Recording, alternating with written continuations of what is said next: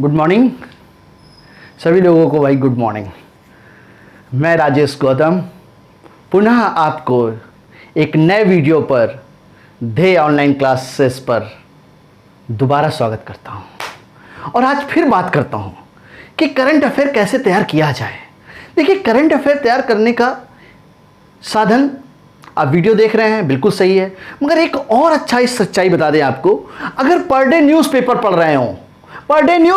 रहे हो तो भी करंट अफेयर कवर हो सकता है। उसके 4 सेक्शन पढ़िए। सबसे पहले नेशनल, इंटरनेशनल, स्पोर्ट और इकोनॉमी सर, और साथ ही साथ किस व्यक्ति को कौन सा अवार्ड मिल गया, किस व्यक्ति को कौन सा अवार्ड दिया गया, किस क्षेत्र में दिया गया, अवार्ड पढ़ लीजिए। रोज करंट अफेयर अपडेट होगा। मगर आज इसी के लिए हमने आपको एक चीज लेकर आ गए कि अवार्डों पर बात कर लें। सर, यूपी ट्रिपल एससी के पीटी एग्जाम जो सितंबर में होने वाला है उसमें यह क्वेश्चन आने वाला है, इसलिए हमने चर्चा करा ली है कि भाई आज का वीडियो देख लीजिए, इसको रख लीजिए और पीटी एग्जाम में यहां से क्वेश्चन आपको मिल रहा है, यह गारंटी है आपको। इसी पर हम बात करने जा रहे हैं। देखिए, अवार्ड सामने लिखा है, पुरस्कार।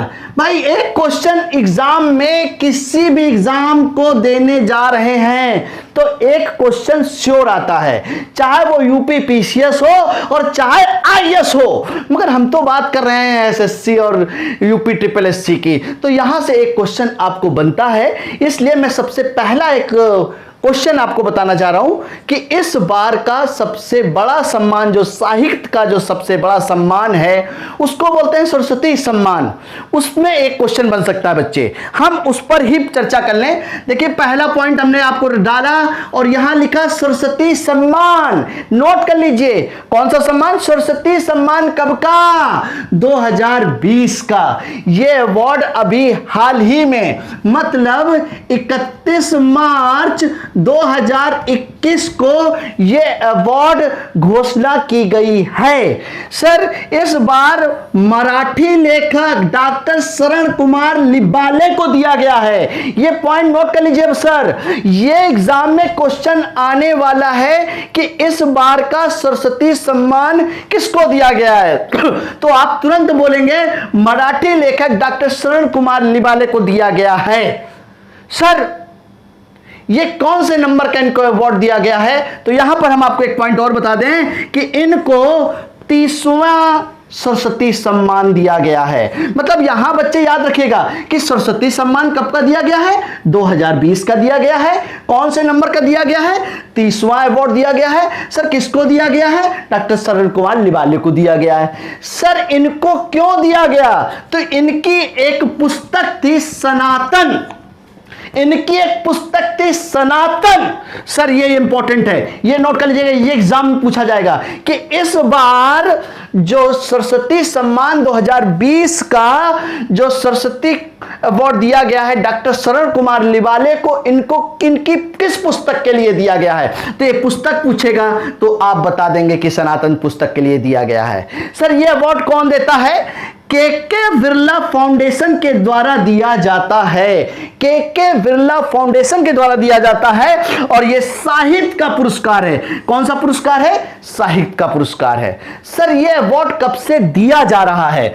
तो मैंने यहां पर बताया कि 1991 से दिया जा रहा है। यह अवार्ड 1991 से, मतलब सर पहला अवार्ड किसको दिया गया होगा? तो यहां पर हमने आपको पहला भी लिखा है कि फर्स्ट सरस्वती सम्मान, फर्स्ट सरस्वती सम्मान 1991 में डॉक्टर हरिवंश राय बच्चन को दिया गया था। ये देखिए, ये तुमसे भले ना पूछे मगर यूपी पीसीएस में यहां जा सकता है कि डॉक्टर हरिवंश राय बच्चन को दिया गया है और उनकी किस आत्मकथा को लिए दिया गया है? तो 4 खंडों की आत्मकथा के लिए इनको यह अवार्ड दिया गया है।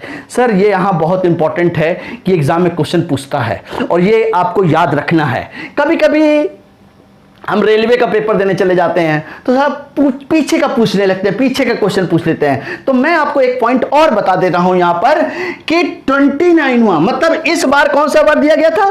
29वां अवार्ड दिया गया था। तो हम यहीं पर आपको एक नोट डाउन करा दे रहे हैं, 29वां अवार्ड किसको दिया गया था। 29वां अवार्ड 2019 को, 29वां अवार्ड 2019 को वासुदेव मोही को दिया गया था। वासुदेव मोही को दिया गया था और उनकी किस बुक के लिए दिया गया था, तो चेक बुक नाम की पुस्तक के लिए उनको यह अवार्ड दिया गया था। कभी कभी एग्जाम में क्वेश्चन पूछ लेता है एसएससी में कि सर सरस्वती सम्मान का पुरस्कार राशि कितनी होती है, तो हम सीधा सीधा बोल देंगे सर 15 लाख होती है। पुरस्कार राशि कितनी है, 15 लाख। यह आपके लिए पहला पॉइंट रहा। अभी हम दूसरा पॉइंट ला रहे हैं, उस पर बात करते हैं। अपने सेकंड पॉइंट पर आते हैं, और सेकंड पॉइंट पर यह भी एक बहुत इंपॉर्टेंट पुरस्कार है, और इसको भी आप नोट डाउन कर लीजिए क्योंकि ये एग्जाम में आपसे पूछे जाएंगे। आज मैं आपको 3 पुरस्कार बता रहा हूं, यानी कि अभी एक और बताऊंगा, और याद रखिएगा राजेश सर का ये वीडियो और आपको ये क्वेश्चन श्योर मिलेगा। कौन सा क्वेश्चन है दूसरा, यहीं पर बात करें। दूसरा व्यास सम्मान, ये बहुत इंपॉर्टेंट है। व्यास सम्मान 2020 को इस बार किसको दिया गया है, तो यहां पर भी आपको याद रखना होगा कि व्यास सम्मान 2020 ये भी हिंदी साहित्यकार का ही पुरस्कार है। ये भी एक हिंदी साहित्य का पुरस्कार है, और इस बार ये किसको दिया गया है, तो सबसे इंपॉर्टेंट है शरद पगारे को दिया गया है। ये पॉइंट नोट कर लीजिएगा सर, यही एग्जाम में क्वेश्चन पूछा जाएगा कि इस बार व्यास सम्मान किसको दिया गया है, तो शरद पगारे को दिया गया है। और किस वर्ष का दिया गया है, तो 2020 का दिया गया है। वो हिंदी साहित्यकार हैं। सर उनके किस उपन्यास के लिए दिया गया है, यह भी बहुत इंपॉर्टेंट है। तो यहां पर मैंने लिखा था उपन्यास की बात करें तो पाटलिपुत्र की समज्ञा के लिए दिया गया है। बच्चे ये एग्जाम में नोट डाउन कर लीजिए, ये आपके एग्जाम में मिलने वाला है। यहीं पर क्वेश्चन बनता है कि सर इसको कौन ये अवार्ड देता है, तो यहां पर मैं बता दूं कि इसको भी के बिरला फाउंडेशन द्वारा दिया जाता है। सर कब से दिया जा रहा है, तो इसको भी 1991 से दिया जा रहा है। सर ये कब की न्यूज है, तो अगर हम बात करें तो 24 मार्च 2021 को यह पुरस्कार घोषित किया गया है। आप याद कर लीजिए, यह एग्जाम में क्वेश्चंस आपको श्योर मिलेगा। 101% करंट अफेयर की अगर तैयारी कर रहे हैं तो इस तरह की न्यूज को अपने कॉपी में नोट डाउन करें और इसको लिखें और याद करें। इसी पर हम एक और अवार्ड की बात करें तो तीसरा अवार्ड की तरफ लेके जा रहे हैं, तो नाम लिखो गांधी शांति पुरस्कार। सर यह भी बहुत अहम पुरस्कार है, गांधी शांति पुरस्कार। गांधी शांति पुरस्कार कब से दिया जा रहा है, गांधी शांति पुरस्कार की अगर हम बात करें तो महात्मा गांधी की 125वीं जयंती के उपलक्ष्य में स्टार्ट किया गया था गांधी शांति पुरस्कार। इस बार सबसे खास चीज क्या है, तो इस बार सबसे खास चीज है गांधी शांति पुरस्कार 2019 और 20 एक साथ दिया गया है। 2019 और 20 एक साथ दिया गया है। ये दोनों क्वेश्चन बनते हैं और आपको दोनों क्वेश्चन याद करने हैं, क्योंकि मुझे मालूम है कि यहां से एक क्वेश्चन जरूर पूछा जाएगा। ये मेरा एक्सपीरियंस बोलता है कि इस तरह के क्वेश्चंस आप याद कर लीजिए, एग्जाम में श्योर मिलेंगे। अगर बात करें गांधी शांति पुरस्कार वर्ष 2019 को किसको दिया गया है, क्यों दिया गया, तो यहां की अगर हम बात करें तो गांधी शांति पुरस्कार ओमान के, ये पॉइंट नोट करिए, किस देश के हैं वो, ओमान के सुल्तान काबूस बिन सईद अल सैयद। ये इंपॉर्टेंट है बच्चे, ये नाम आपको याद रखना है कि 2019 का जो गांधी शांति पुरस्कार दिया गया है वो किसको दिया गया है, ओमान के सुल्तान काबूस बिन सईद अल सैयद को दिया गया है। सर इनको क्यों दिया गया है, क्योंकि आधुनिक अरब में दुनिया के सबसे ज्यादा शासन करने वाले व्यक्ति थे सुल्तान काबूस, इसलिए इनको गांधी शांति पुरस्कार से नवाजा गया है। डियर कैंडिडेट, इस चीज को नोट कर लीजिए, बहुत इंपॉर्टेंट न्यूज है सर, बहुत इंपॉर्टेंट न्यूज है। हम जितना कहें आप उसको मान लीजिए, ये बहुत इंपॉर्टेंट न्यूज है। इसी में वर्ष 2020 का किसको अवार्ड दिया गया है? तो गांधी शांति पुरस्कार वर्ष 2020। आपको याद होगा मार्च का वो समय जब प्रधानमंत्री नरेंद्र मोदी जी बांग्लादेश यात्रा में गए थे। और बांग्लादेश यात्रा क्यों गए थे? शेख हसीना जी ने उनको क्यों बुलाया था? क्योंकि वहां के पिता, राष्ट्रपिता, प्रथम राष्ट्रपति, बांग्लादेश के संस्थापक, उनकी जन्म शताब्दी के उपलक्ष्य में प्रधानमंत्री नरेंद्र मोदी गए थे। और उसी लिए उनको वर्ष 2020 का बांग्लादेश के राष्ट्रपिता बगबंधु शेख मुजीबुर रहमान को दिया गया है। बच्चे मेरी बात मान लो, ये एग्जाम में बहुत इंपॉर्टेंट क्वेश्चन है कि वर्ष 2020 का ये अवार्ड किसको दिया गया है? तो बांग्लादेश के राष्ट्रपिता बगबंधु शेख मुजीबुर रहमान के। मैंने आपको पहले ही बताया कि अभी प्रधानमंत्री नरेंद्र मोदी गए थे बांग्लादेश में, और भारत और बांग्लादेश के राजनैतिक संबंध के 50 वर्ष पूरे हो गए। देखिए, ये इस तरह के जीके को, इस तरह के करंट अफेयर को बिल्कुल अपने दिमाग में बैठा लीजिए। जैसे अभी मैं क्वेश्चन पूछ लूं कि भारत में पुर्तगाल से अलग हुआ गोवा कितने वर्ष पूरे हो गए? कितने वर्ष पूरे हो गए भाई?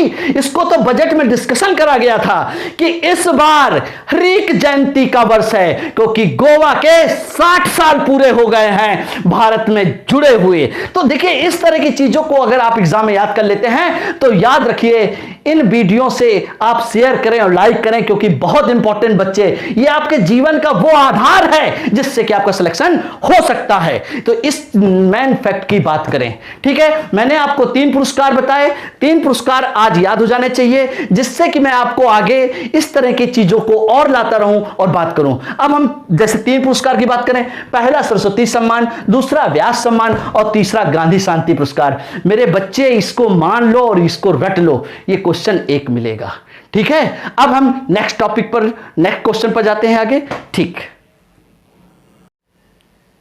चौथे अपने पॉइंट पर बात करें। देखिए, पिछले वीडियो में भी चौथे पॉइंट में इकोनॉमी की बात आती है लास्ट में, और फिर मैं इकोनॉमी की बात कर रहा हूं, क्योंकि इकोनॉमी के बारे में भी आपको बराबर पढ़ना है। शायद आपको याद होगा, या मुझे पता भी नहीं कि आपको मालूम है कि नहीं मालूम है, मगर 2 मई की न्यूज है कि टी रविशंकर कौन है भाई? टी रविशंकर। सर गेस करिए टी रविशंकर कौन है? और टी रविशंकर को जानने के लिए नेक्स्ट वीडियो पर हम बात करेंगे कि टी रविशंकर कौन है और ये क्यों आ गए और इनका क्या योगदान है। फिलहाल हम एक बात करें, एक न्यूज आई है अभी मई के ही लेटेस्ट डाटे पर है, ये बहुत इंपॉर्टेंट न्यूज है। हमेशा क्वेश्चन पूछ लिया जाता है कि भारत के पास एफडीआई का रिसोर्सेस सबसे ज्यादा कहां से है? वो कौन सा देश है जहां सबसे ज्यादा एफडीआई? हाँ कैंडिडेट, वही जिसकी बात कर रहा हूं, एफडीआई, फॉरेन डायरेक्ट इन्वेस्टमेंट।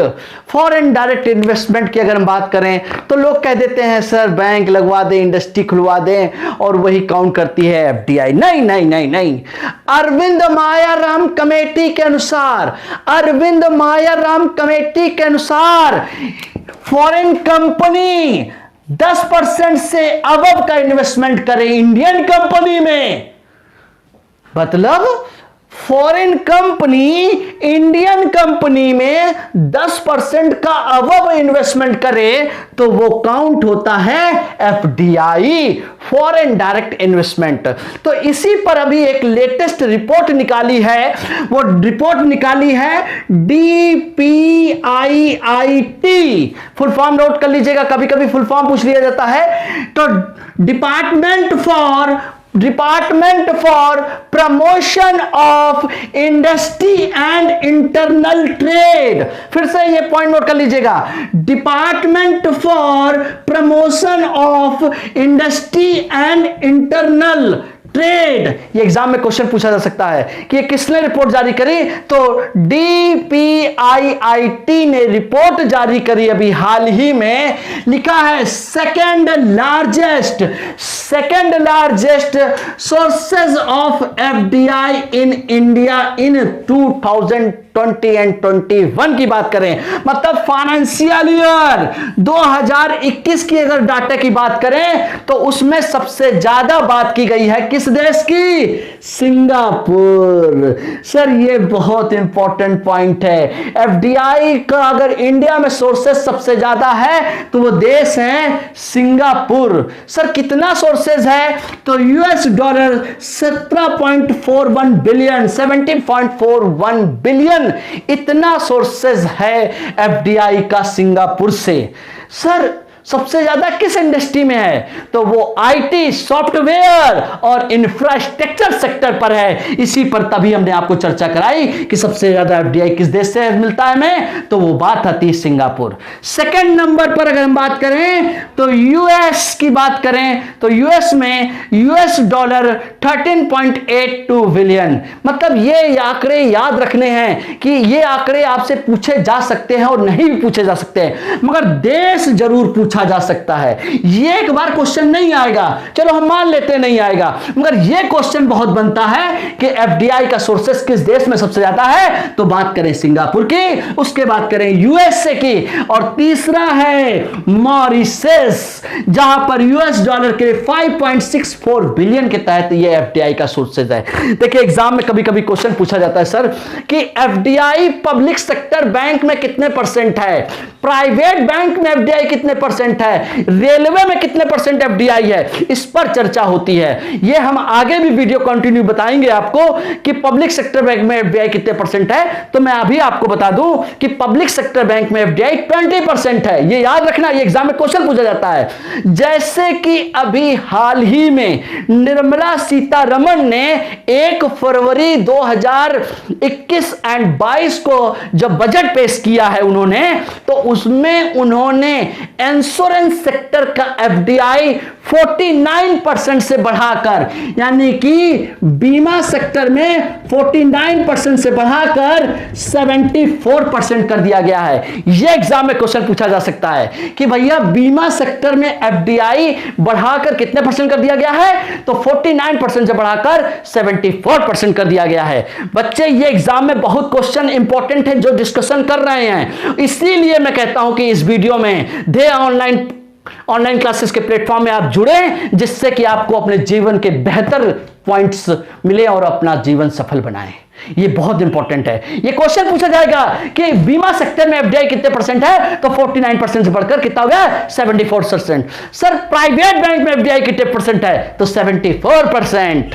अगर बात करें एग्रीकल्चर में कितना परसेंट FDI, 100% है भाई, 100% है। इस तरह से चीजों को याद करना है और इस चीज को देखना है। देखिए मैं आपके साथ लगातार जुड़ा रहता हूं और इस तरह के मेरे वीडियो आ रहे हैं और आप इस पर जुड़ें और ज्यादा से ज्यादा अपने दोस्तों को, रिश्तेदारों को जो कंपटीशन की तैयारी कर रहे हैं, जो वाकई जीवन में कुछ करना चाहते हैं, तो वो इस वीडियो को प्रॉपर रीड करें और अपने जीवन को सफल बनाएं। और विद इन किसी भी एग्जाम को निकालने के लिए 6 मंथ बहुत होते हैं, 6 मंथ।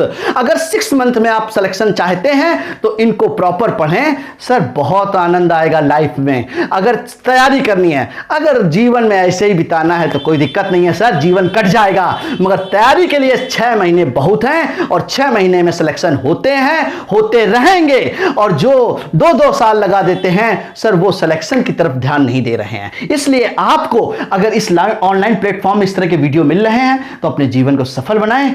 Okay, thank you.